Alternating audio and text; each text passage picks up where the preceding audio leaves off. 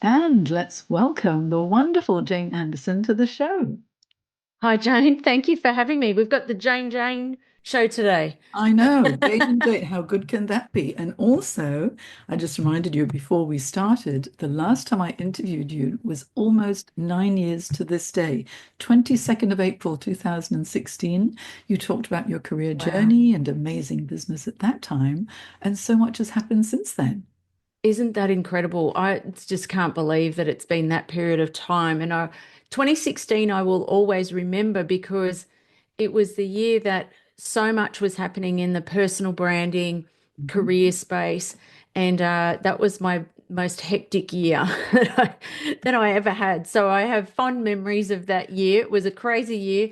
But I'm glad that you were in it as well and that we got to catch up too and talk about all things career and personal branding, no doubt, at the time. Yeah, oh no, I remember 2016 fondly. My oldest daughter got married that year. That's right. And then Yes. 9 years later, there are two married daughters and three grandsons. So my, Wow.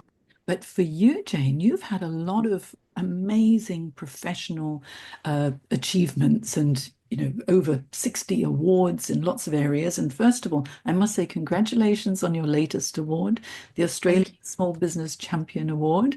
It looked like a glittering event and a lot of fun too. It was a lot of fun. My husband was with me, and we didn't think they were going to read out the names because they started to read out the finalists. And I thought, oh, I was like, oh, they're fascinating people. I'll just start eating dessert. I was like, I don't think I'm out. And then they called out, and my husband and I jumped so high. I think he thought we'd won a Logie or something. It was great. Oh, well, It was a it's lot of always fun. exciting to see someone who puts so much effort and energy and love into her business to be recognized for such great work. So, congratulations. Thank Another you. award. It's, I wonder when the next one's going to come. Yeah. Oh, who knows? Well, keep doing what you do and you will. But, I just want to talk a little bit about on the personal side, Jane, you've had a lot of wonderful successes as well and happy things happen in your life the past 9 years. Do you want to just briefly talk us through that? Oh, thanks, Jane. Yes. Well, I think if I go back to that sort of time, it was coming off, during that time, there was so much speaking. I was on the road a lot back then, and I hadn't, I hadn't got engaged. I hadn't met my husband then, actually. So, which is why I was on the road so much. And then I met my now husband. So we got married. We obviously had COVID and a lot of change happened then. We were supposed to get married during COVID and then had to move that out. But yeah, we've had a few changes of types of programs, more specific type of work with specific type of people. I was doing a lot of working with organizations and individuals at the time, and now I just specifically hone in on people who are experts in their field. Yeah, we got, one of the dreams I'd always had is, I said I just always would love a dog. I've never been allowed to have a dog growing up, no pets. So yeah, we got to tick a couple of bucket list items, and we got a dog. I've got the most stubborn bulldog in the world. He tests all my communication skills to convince him to do what I need him to do. But it's great. There was a lot happening at that time, and I remember just a lot of late nights working really hard to do the work we're doing, and so I'm.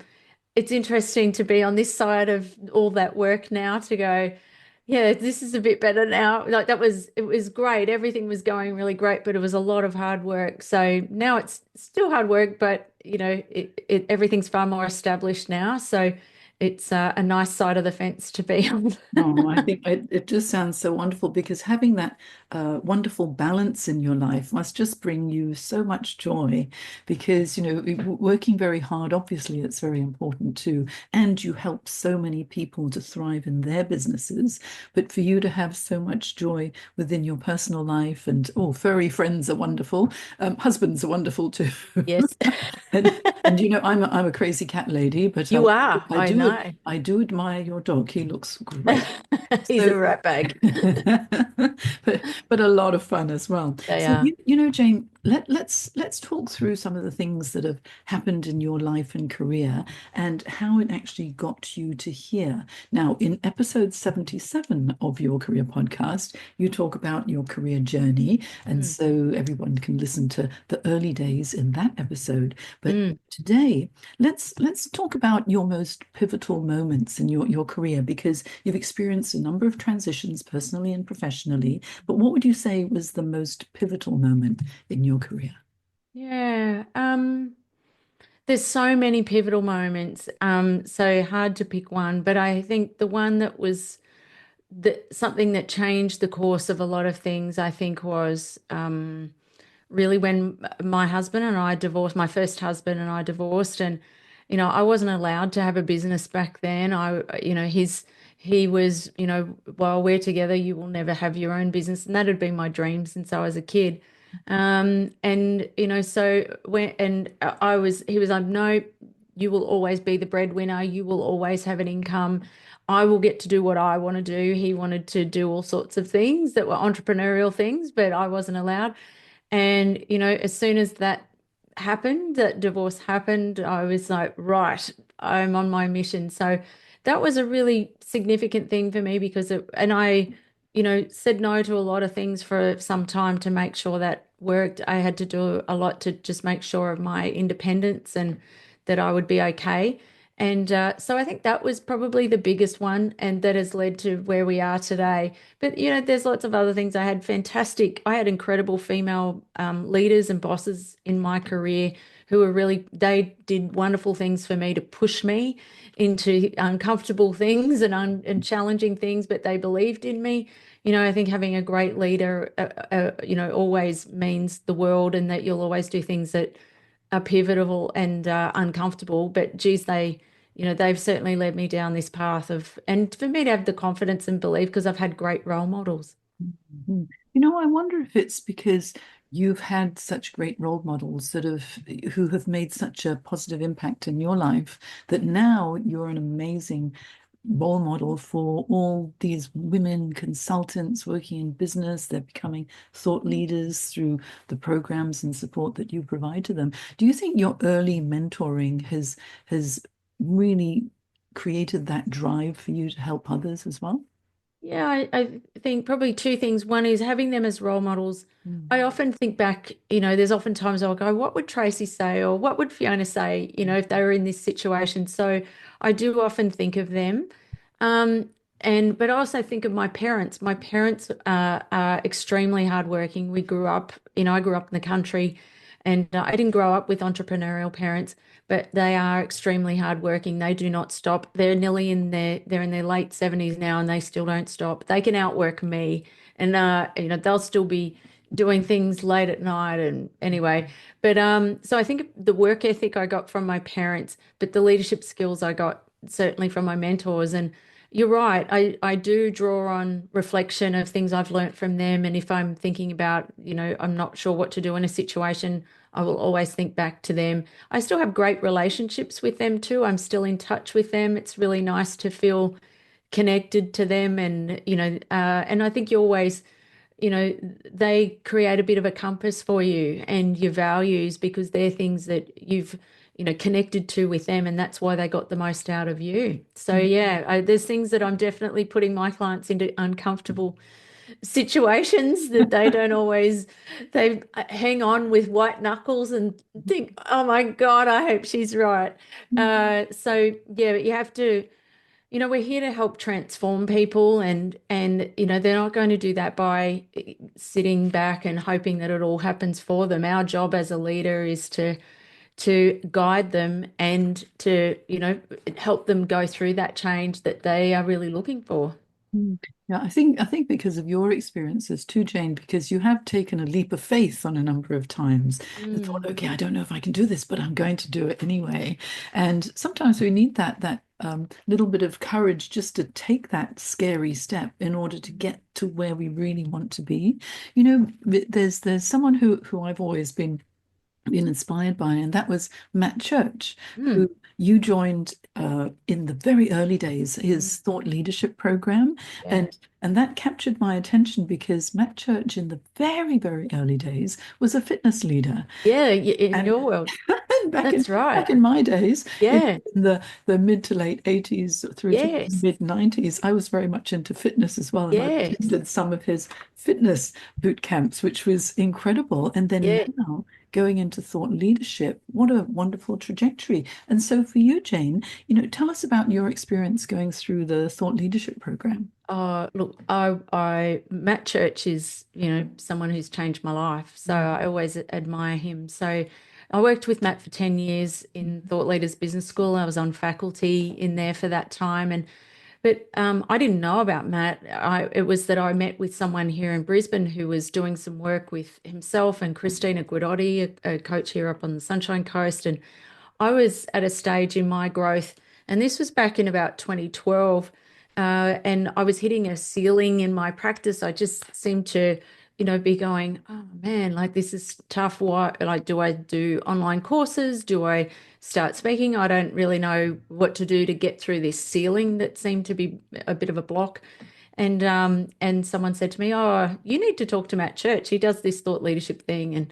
And so that was how I met him. And as you said, he created a fantastic program, which is the Thought Leaders Business School. I was in the first group there. We had 30 of us on that first day. It was, but the things that Matt teaches and the process and the methodology around building a practice. What I really love about what he teaches is it's about creating a sustainable practice. It's not about, there's no, you know, um, awards for who does it the fastest and, who's got the best topic, or it doesn't matter. It's whatever's right for you. It's your journey. And I love that he is able to see. What I learned from him was being able to see. I learned a lot, but the biggest thing I learned from him was being able to see people's uniqueness Mhm. and their wisdom and their knowledge, and how to translate that into something that people will value and pay for. Mhm. And you do that for so many female consultants We now do now. too, and Yeah, so it's a lot of fun. so very successfully because honestly, what you've done to help transform other people's businesses has been absolutely amazing. So, what would you say is your mission for your life and career? Yeah, so my mission is actually, I have it plastered a few spots, but yeah, you can see a little bit of it behind me, but my mission is to create the community of Australia's leading female business to business consultants. So thought leaders, consultants, advisors. There's, I think, what I have learned is that this is how it works here in Australia. It doesn't always translate globally. And because during COVID, off the back of COVID, I worked with a lot of people who are overseas. I was doing some UK clients and the US. But one is we have fantastic talent here. Secondly, is that the way clients buy here quite often, or the trends that are happening here, are sometimes a little bit different than overseas, and that's often driven by legislation, like for example, at the moment, respect at work policies that are in organisations. There's a lot happening in that space. So I learnt that actually, the more relevant we are here, the better result we are. So I'm really grateful I don't work with a massive amount of people. I work with people more intimately, and I work, with them for some time. I have some that have been with me for 10 years. And they're women who are, and I do coach some men as well. They come sort of one-on-one, but 90% of the people I work with are women. And Jane, they are at the absolute prime of their career. They've come out of this time, and you see them all the time, where they come out of, they've done the apprenticeship, they've done the leadership roles, they've done everything to the optimum of what they're capable of, and now they've gone.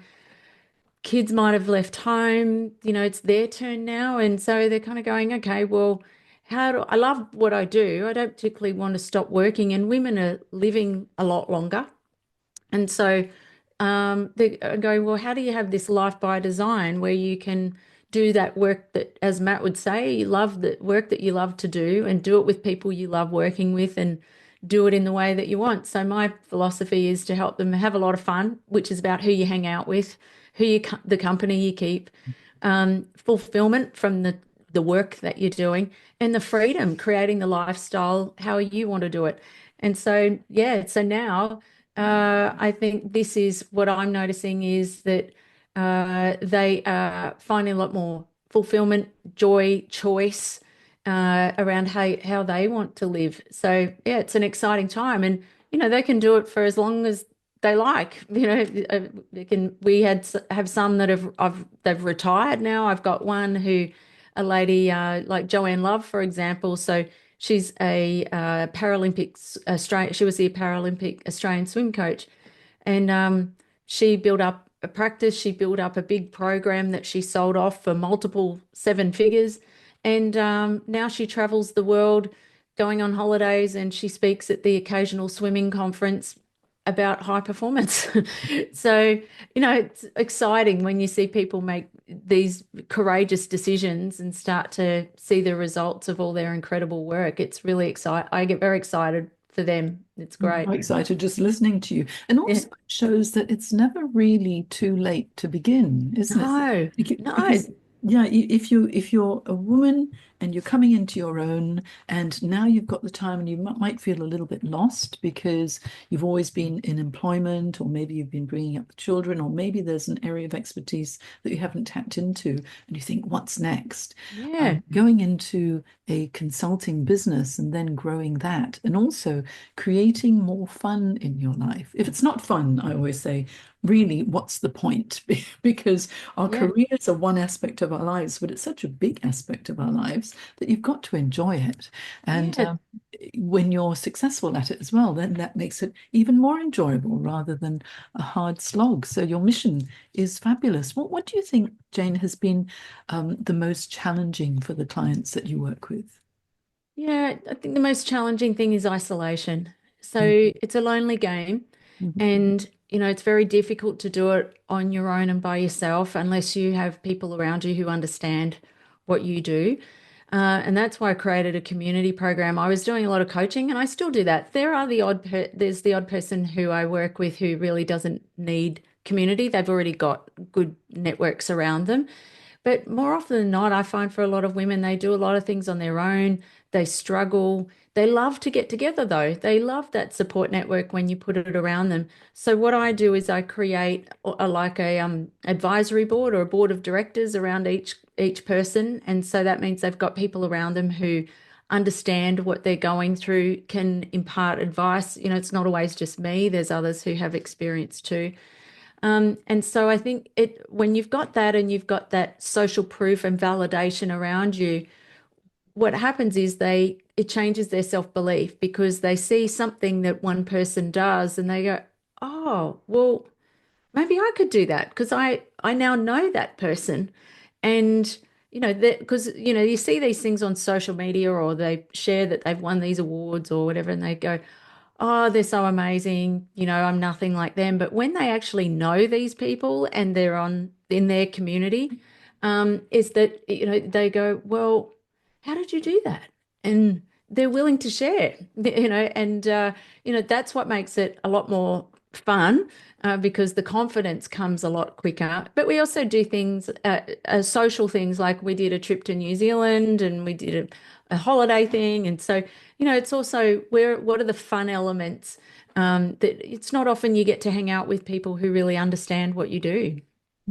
Yes, and being able to bring the personal side in, it means that you're not just developing business relationships, you're developing genuine friendships that will That's right. last a lifetime as well. That's fabulous. And when some of your clients are struggling, what is your process that you take them through to get to the other side? Yeah, I think there's probably two different times where the biggest challenges are. One is startup, where they haven't got the clarity of the messaging, the positioning, what makes them unique, and just the infrastructure that goes into making it all happen. Mhm. So clarity is the first bit, getting going. And then the second time where the biggest challenge hits is they're often going through a growth trajectory. Their pricing is a little low, and that low pricing has worked to a certain extent, but now they're too busy and now they're burnt out. Mm. So at that time is we have to bring in the right support, make sure that we can keep their practice progressing. And it's hard because they're heavy delivery and we're changing some of the things happening in the practice. It's quite a stressful time for them. But I say it's the only time that there's this big speed bump that we have to get over that is at a particular time in the practice. And I say this is actually the time where most people get stuck because they don't know how to get through and get over that speed bump. But we put a lot of effort into the support to get them through that speed bump, systems, support, pricing, all those things. And then geez, it's nice when they're on the other side of it. Then they can breathe a sigh of relief until They can. Yeah, they something get the comes time along to back. change things. That's it. They get to breathe. Yes. With all the changes that are happening in the world at the moment, I mean, the demographic changes, economic changes, technological changes, a big thing that has affected so many of the people that I work with, and consequently there are redundancies and they have to reinvent their careers, Right. is AI. Yeah. Now, I always say it's important to grow and change and not stick your head in the sand and accept what's different. And it doesn't matter, where you are in your career, there will always be changes. There'll Mm. always be changes in your life. And with AI affecting so many businesses, some are afraid of it.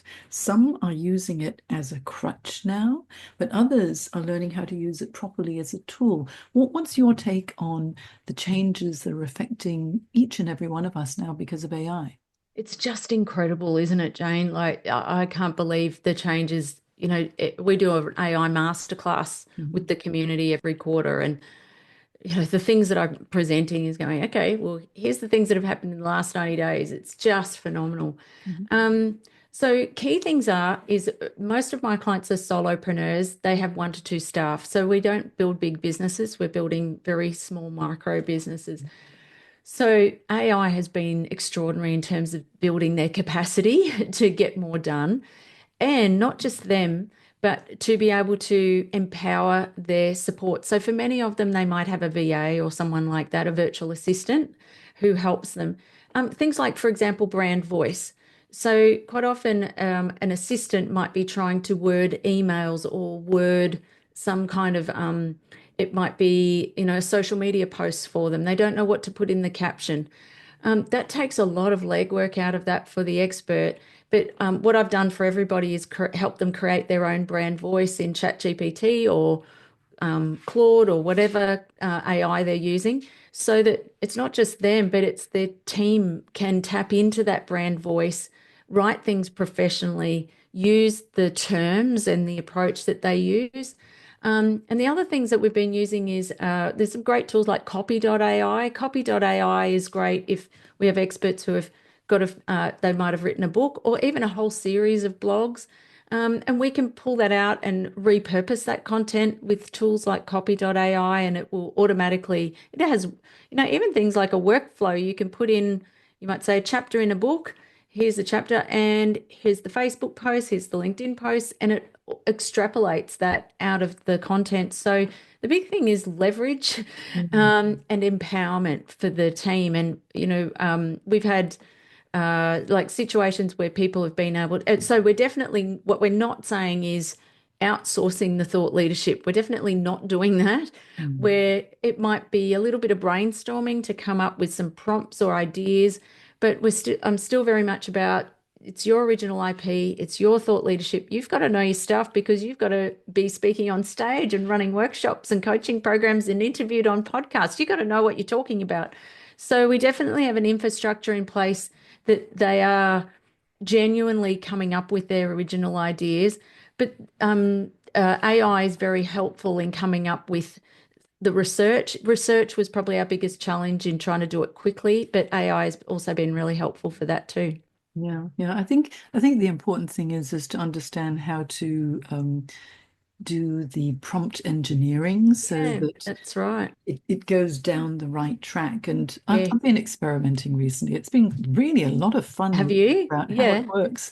And I created a GPT that is based on my book, Navigating Career Right. Crossroads. So Yes. I call it Jane Career Coach GPT. Yes. And what it does, if someone asks, I mean, you can, read the book and then you've got the information anyway. But I Uh-huh. thought, why don't I put it into a GPT and see how it goes? So when you ask it questions, it pulls out the information from my book.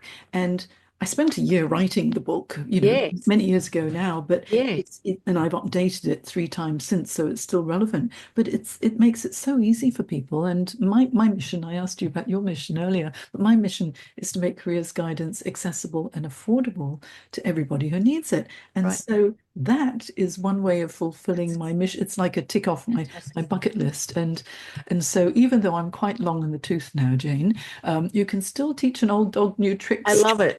You're just warming up, Jane. Well, I'll probably go on, and as long as I can talk, Jane, I'll carry on into my 70s and 80s, I'm sure. But That's right. now, very exciting things happening for you. You've got all these events coming up, Jane, Mm. and I attended one of your fabulous events online during, I think it was the early days of COVID when I did it. Yeah, It was your that's right. content creation boot camp. And now Yes. you've got two coming up, one in Bali very soon, and one in Kingscliff in New South Wales, lovely spot at Yes. Peppers. So tell us about Content Creation Bootcamp, how it works, and why we must all attend. I mean, I can tell Yeah. you why you Well, must you've attend because it's been, fabulous. yeah, yeah, you've been, and we're still friends. So that's good. So people can go, oh, boot camp, what are you going to do It today? works, it works. Yeah, well, it really came about because I was struggling to get focus on my own thought leadership and IP, and I would go and hide and come up with my content, and then other people were struggling. I'd go, do you want me to book a room? And we started to do it together. So that's how it was born. And so we've had over 600 people go through through the content creation bootcamp now. So I've been doing them since 2015, for some time. Yeah, the idea is we create a year's worth of thought leadership in 2 days. So that means we have people who get manuscripts of their books done in 2 days. They get and because building a thought leadership practice is about building out assets that can be repurposed and are commercially smart. So what happens is that I find a lot of wasted content and a waste of thought leadership in people's practices. So this is about building the asset that can be repurposed into blogs, newsletters, podcasts, videos, social media posts, workshops, keynotes. So it's think once and then you can use often. And so it's all about leverage. And so the ones that we have coming up in Bali, and then we have Kingscliff. So it's nice to be able to go away and have a few cocktails after a big day. So we thought we might try that this year.